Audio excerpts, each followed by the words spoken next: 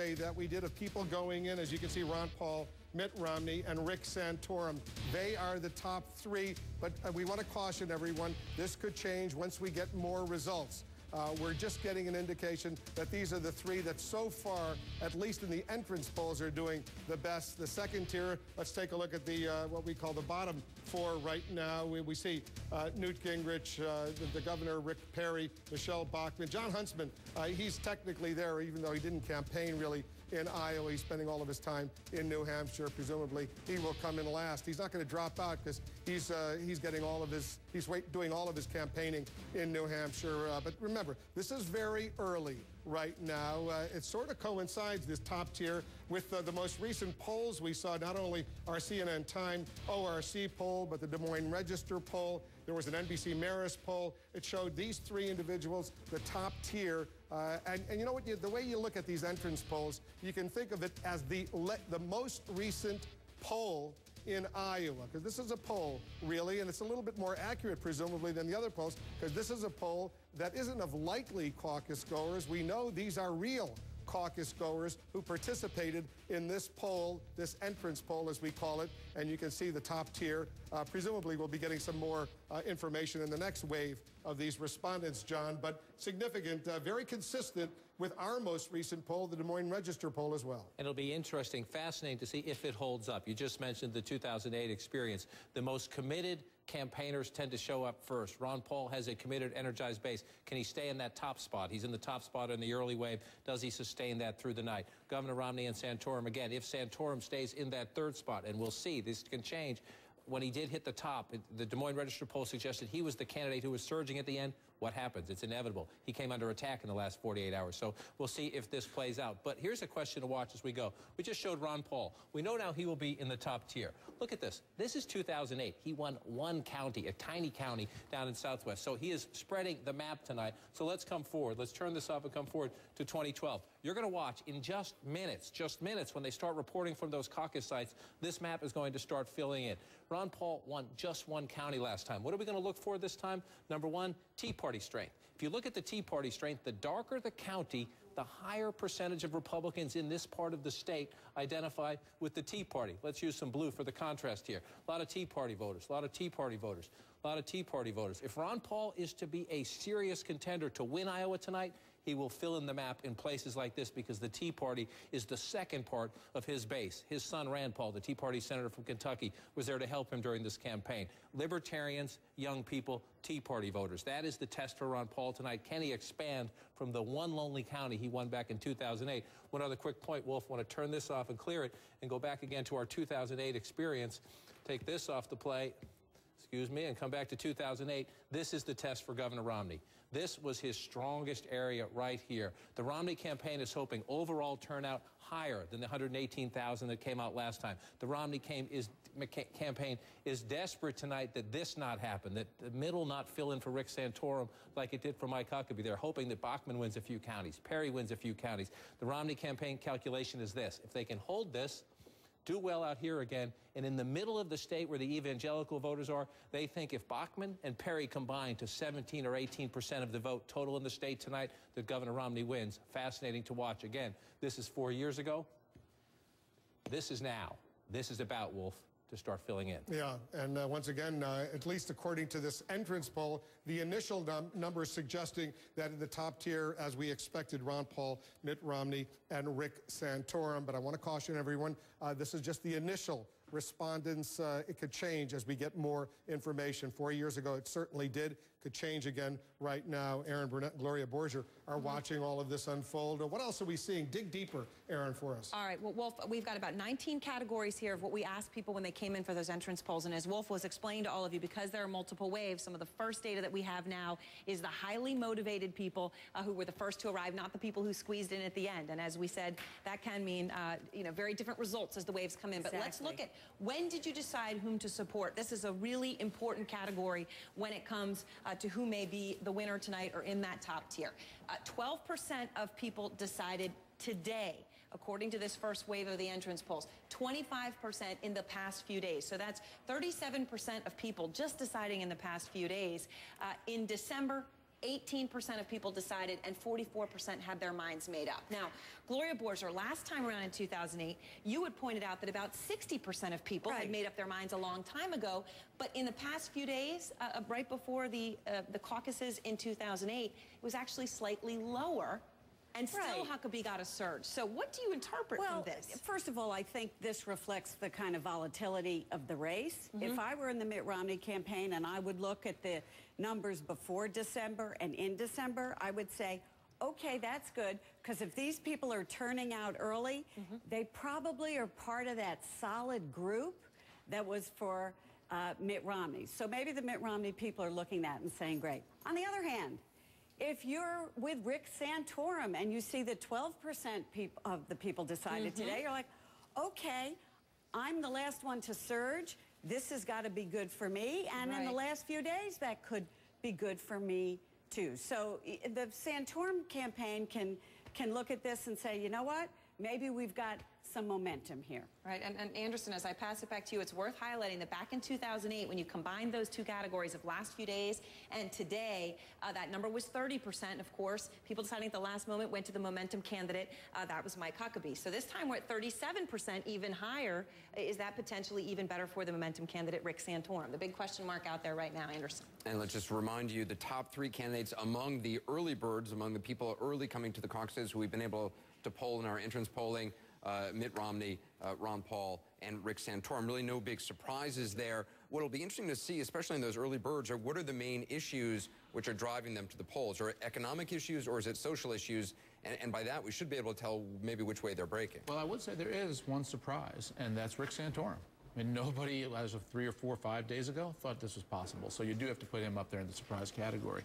But Iowa's a melting pot of all kinds of issues, just like every state is. It's not one issue that made people become an early bird or not. It could be social issues, it could be the Tea Party. Iowa tends more towards social issues than economic issues, but certainly it's all the above, makes up the stew. That's the voter in Iowa. And the economy in Iowa and unemployment is actually relatively lower compared to the national average. So social issues have played more of a role, and certainly for Rick Santorum, he's actually very publicly said, you know, I'm about more than just the narrow issue of jobs. Right, and he's focused really on those social issues, which I think kind of serves twofold, as Ari was saying. With Iowa's very low unemployment, they can worry about some other things, including the social issues. But I think it also masks some of Santorum's economic record during his time when he was a senator as well. So that's the charge that Ron Paul has made against him. Ron Paul actually said that he's called him a liberal the other day, which I think surprised Santorum, but based on his voting record on spending while in Washington. Right. James, he's certainly not your kind of liberal. No, but I think that you can't read too much into it, but I think the disturbing thing in the early exit for Santorum is it looks like Gingrich and Perry and Bachmann are getting a share of the vote. In order for him to do well, they would have to collapse. Now, to be fair, this is just the first time around, and maybe they're more committed supporters showed up early. But he needs them to do poorly if he's going to do well tonight. If you are Gingrich, though, and you're doing well right now in polls in South Carolina, even if you place 4th or maybe even 5th, are you encouraged because you think, well, Ron Paul doesn't have legs outside of Iowa? He's going to find a way to be encouraged no matter what. I mean, in the doldrums when he was like really his staff was quitting and everything, he kept going. If just watching him tonight, this is a man that's not about to quit anything. And he's not about to be told this. He's sort of on a mission, and I think he can't wait to get to the debate. But he's not. I don't think he's even thinking. I think he could run poorly and he'd stay in. He'd feel like Anderson, I also think that Newt Gingrich is accepting something that's important. This is one state out of 50. I mean, we spend tons of time talking about Iowa. When you have 49 other states, you're going to have a significant anti-Romney group out there who does not like him. You already have heard some Tea Party folks who say, look, we don't like him at all. And so if you're a Newt Gingrich, you understand that if all of a sudden Romney has momentum coming out of Iowa and New Hampshire, you're going to have people on the right who say, we don't like that guy, and they're going to want to be able to back somebody. And so if you look at South Carolina, that could be a place. So tonight, what you're saying is there's really kind of there's two caucuses. There's the caucus, but there's also kind of a mini caucus for the lower tier candidates among conservatives, to who's going to lead that conservative path? Absolutely, because again, Romney is constantly having to deal with the question, are you a real conservative? Are you a true conservative? The smart thing for him, frankly, is to keep running against President Obama and saying, I'm the best candidate, versus trying to prove I'm the best conservative. But if you're Mitt Romney, James, you want as many other folks in the race as possible. You know, in one sense, we say that, but maybe you don't. And this campaign, to me, struck me as having two phases. It was the debate phase, and Mitt Romney was sort of, okay, he was kind of nice to people. Then after the debates is when you saw the 45% of all the ads running in Iowa, according to Politico, were negative ads against Newt Gingrich. And we now know it's pretty evident that these worked pretty well. But if Gingrich comes out of this thing with a respectable vote, he will view himself as having survived something big and carry that forward. But that's the key issue for Mitt Romney. He needs all those guys to stay in the race. Right. He wants them all to have enough of a chunk of respectable vote that they each say to themselves, I can beat him if I can only get it to South Carolina. If they all stay that way, Romney has a chance. I got to go to Soledad O'Brien, who is standing by. Soledad, explain where you are and what's happening there right now. Well, we are here at a place where there's two precincts that are caucusing. There's West Des Moines 1 and West Des Moines 2, and doubling up is not that unusual. They move into a big space. 300 people can sit, and now many hundred more have come in. They finally closed the doors, Anderson, so the line to register is getting much shorter, and they're hoping to get started officially in about 5 or 10 minutes. Here is what's going to happen. It all starts right up there on that podium. Let me walk you through. First, I'll show you where the ballot box is. It's right over here. And what people have these red ballots, and once they fill them out, they're going to be putting them inside this ballot box. Then I'm going to walk you up the stairs. They'll bring those ballot boxes. Eventually, after the representatives of the candidates speak, they're going to bring those ballot boxes up here. They'll lay them out. They'll divide them up, and they'll start counting them. They will count them a second time to confirm the numbers, and they'll start writing down their results right up here on the easel. And this will be the first indication for people about which candidates are doing the best and which are at the bottom of the list. After they do that, they'll do simultaneously a phone call to the Republican Party of Iowa and make their official announcements of what each precinct, West Des Moines 1 and West Des Moines 2, is supporting for their presidential pick. All of that will then be announced to the crowd, and even though there are lots of people here, it's essentially a very important event that is happening in a very low-tech way. After that happens, they're expecting, I'm going to guess, Anderson, we've got about 1,000 people roughly, maybe a couple hundred more here. After that, all these folks are expected, or many of the folks expected to go, and they'll carry on with the party business that they have to do, getting people to volunteer and continuing sort of the delegate count, et cetera, for the next county conventions, things like that. But what people are really here for is to see what precincts pick number 1, number 2, and number 3 for president here in the Iowa caucuses. Anderson? Soledad, in some of the other locations, they've already seen candidates Michelle Bachmann, Speaker Gingrich, speak to crowds. There have been no speeches thus far where you're at, correct? No, they have not had any speeches. In fact, they're not expecting to start those speeches probably for another 10 or 15 minutes. And they're expecting the speeches. And we've only been told that surrogates or representatives from the campaigns will be talking. There was a word that maybe Rick Perry would be coming as well, but we haven't had that. We haven't actually cited that yet. They're going to give them 30 minutes total, 5 minutes per each representative to come up and talk. But no, they haven't started their speeches yet. That'll happen after they get the official program underway. All right, Soledad O'Brien, thank you very much.